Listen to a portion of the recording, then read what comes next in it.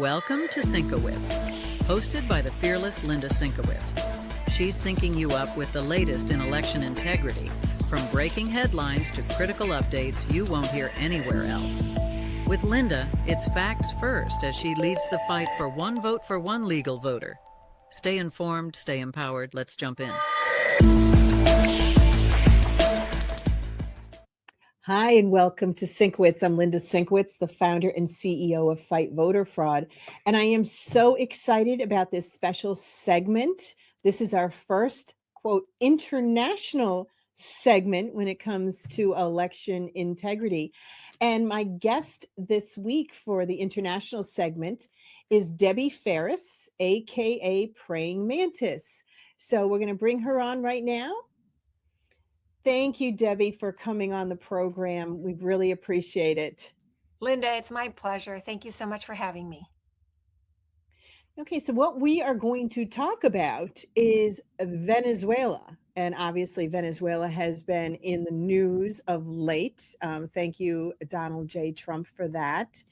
But what you are going to talk about in this segment has to do with actually showing that Maduro was never, ever the constitutional president of Venezuela. So I'm going to let you take it from there. And this concerns the July 28th, 2024 election. Correct. Okay. So what I have here, I am just a little bit of background. I am a U.S. citizen, but I am also former citizen of Venezuela. I grew up in Venezuela, and I am in contact with, let's just call it the electoral diaspora. So a constitutional judge and the former director of what's called the National Council for Elections prepared an analysis explaining why Maduro is not a constitutional president. And this is important to understand because, you know, as nations, we can't go out and capture other world leaders. But Maduro is nothing more than a thug. And let me explain why. According to Article 228 of Venezuela's constitution, the elections must be conducted based on some certain rules, the organic law of electoral processes. Within that law, what ended up happening was that Maria Corina Machado submitted her qualifications to run for president, and she was disqualified. She was disqualified based on what we could equivalent to an IRS ruling. But according to Venezuela electoral law, you cannot be your disqualifications must be of judicial nature, not of, you know, tax nature, so to speak. I'm trying to put it into plain language. So that disqualification was not valid. After that, a second candidate presented their credentials, and she was also disqualified for reasons that had to do with Maduro's orders, and that was well documented. So the third candidate was Edmundo Gonzalez. He was allowed to run, and fun fact here: his candidacy and his campaign delivered a 70% vote for him. So he, in all cases, would be Venezuela's president. But the important things here is that because the Constitution was violated, the Venezuelan Constitution, which trumps all other laws, even his presidency is not valid. So that's how it boils down. So this is important because right now there are those that would say that Maduro is Venezuela's constitutional president. And this analysis shows clearly why he is not. When you're not following the law itself under your constitution, you said it was under 228, and it's the universal, direct, and secret suffrage in accordance with the law.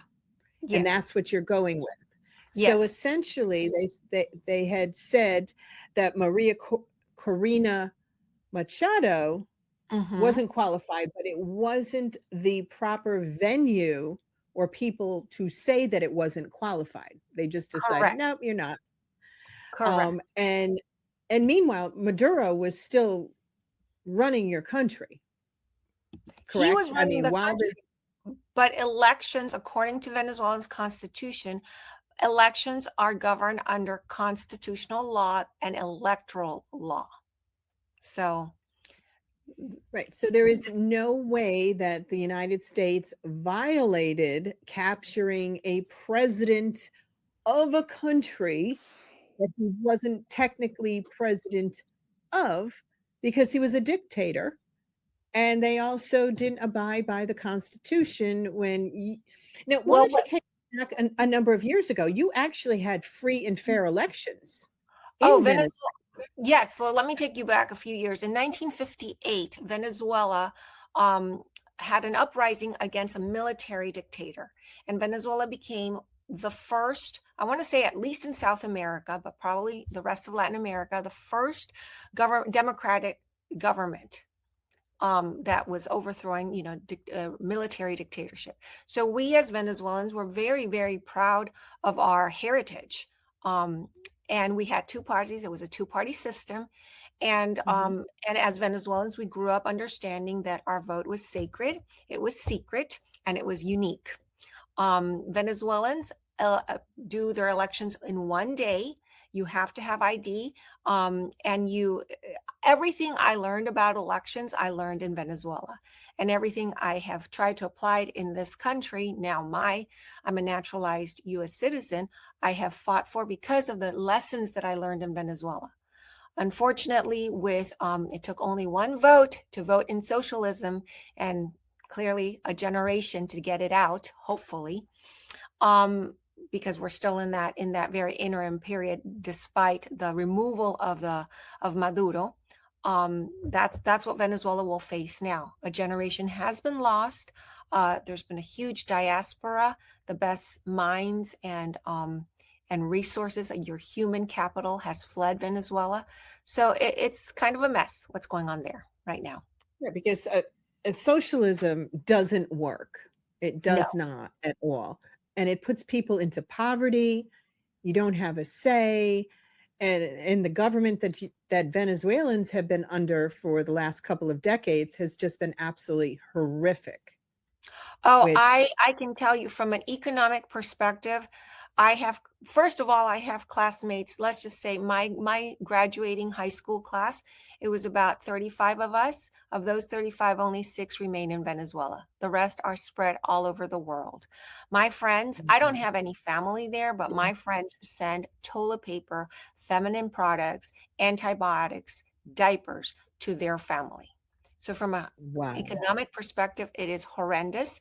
But from a security perspective, there are people who, just because they were in the wrong group chat, a dissident group chat, and they had been added without even their permission, they were unaware they were on these group chats, they have disappeared for over a year. Their family does not know where they are.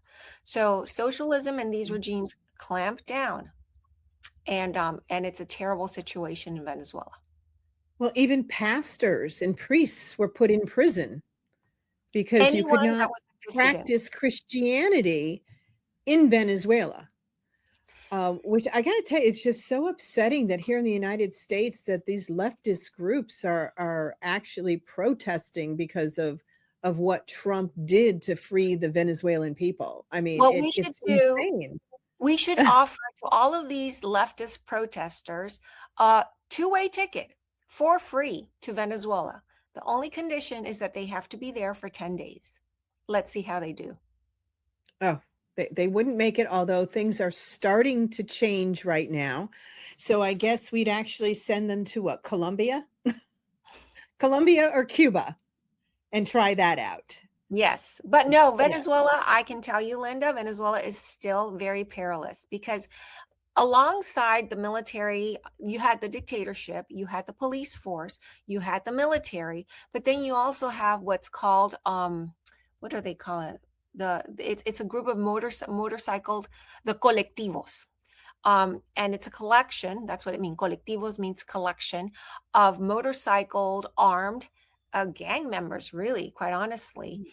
And they were the ones that enforced the policies of the regime. The brutal enforcement. So a lot of people will say Venezuelans aren't celebrating. The Venezuelans that are out of Venezuela were celebrating. The ones that are inside Venezuela are still very much afraid to show where their allegiances are.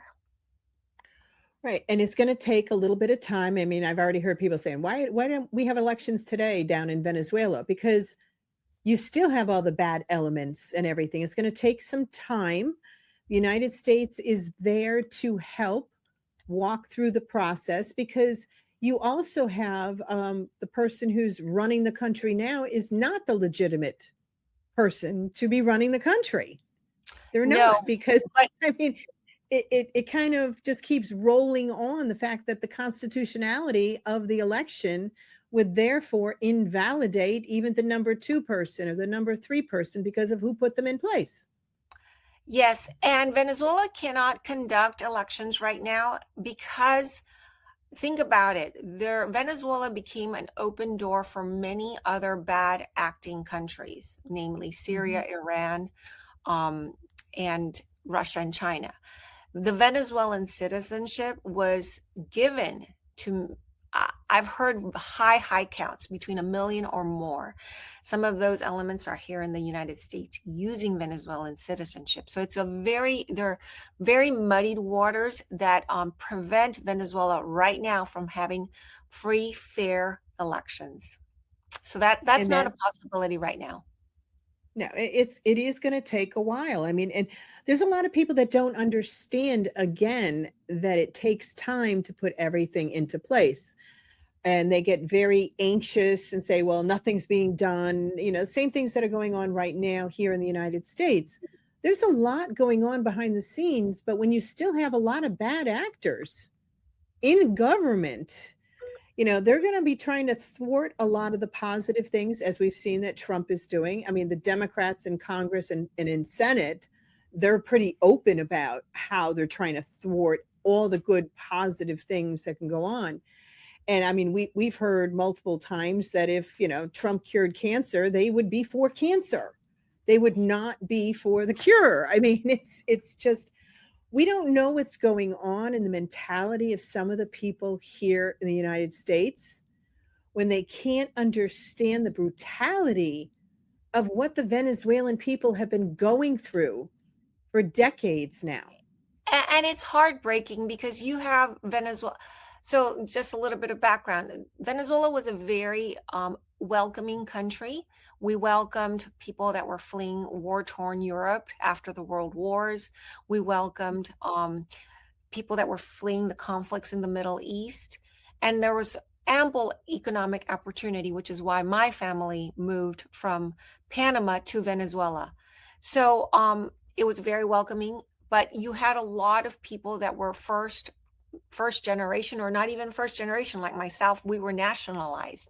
So that first wave, it was very easy. We didn't have deep roots in Venezuela, so it was easy for us to leave. And my family left in the 1990s. So things got really, really dire in the last 20 years. And you have now those that had much more ancestral ties to Venezuela having to leave their grandparents, their aunts and uncles. Families got fractured. And it was the youth that left because the older people, they just can't make, it's very hard to make a life elsewhere. So that's the tragic part of Venezuela, is that you have had a massive emigration of human capital and of good Venezuelans, very capable Venezuelans, but they went to find a life elsewhere because the poverty, the socialist conditions, the indoctrination was just not what they knew was right. And even having an uprising on all the stuff that has happened to those people who were fighting against it, either wound up dead, maimed, or in jail for the rest of their lives over this. People don't understand how great we have it in this country. We did have the last 4 years where we have let every piece of scum, and that's putting it nicely, into the United States, and we're trying to get them out. We're doing the best we can. And like I said, you got the liberals and the socialists and the communists trying to tie the hands of the American people because they don't understand really what socialism and communism and dictatorship is about. Yes. And the education, and hopefully, with our segment we're doing right now, we'll educate a few more people that Venezuela was a thriving country. And you said it was by one vote that it became socialist? So when I was growing up in Venezuela, it was not uncommon for friends, even, people that were secretaries, so to speak, to take a flight to Miami and spend the day shopping and then fly back. It was that Wow. wealthy. Venezuela back in those days was in the top 20 economies of the world. Our GDP was higher than Canada, Australia, many countries in Europe. It was very, very wealthy. And for that, I'm very grateful to the nation of Venezuela for what my family was able to accomplish there. But I'll never forget when one of my friends, her dad was Romanian, and he was fleeing. He had fled Romania from the communism, came to Venezuela, made a wonderful life. And when Chavez was postulating himself as a change, an agent for change, my Mm-hmm. friend would say, my dad would go to our friend's house at 8 o'clock. He would show up, knock on their door, and beg them not to vote for Chavez. And unfortunately, Chavez was voted in democratically. It was a free and fair election, the first one. But then he Right. very quickly found consultantship by the Cubans. And the Cubans came in. It taught him how to subvert the Constitution, how to make changes so that he could capture the legislature, and then the rest is history. Unfortunately, Mhm. Cubans were installed in high positions of power, and Venezuela and its oil has been the agent that has been funding all of these regimes through the cheap oil. So that's why this brilliant military strike was it was executed so well, and it was so important. And right now, the leftist elements that you speak about would have Trump impeached or accused of war crimes. And that's why this brief is so important, because it explains you are not capturing a constitutional president, you are capturing a drug lord. Right. And it's simple, it's straightforward. The information, it tells you exactly what it's about.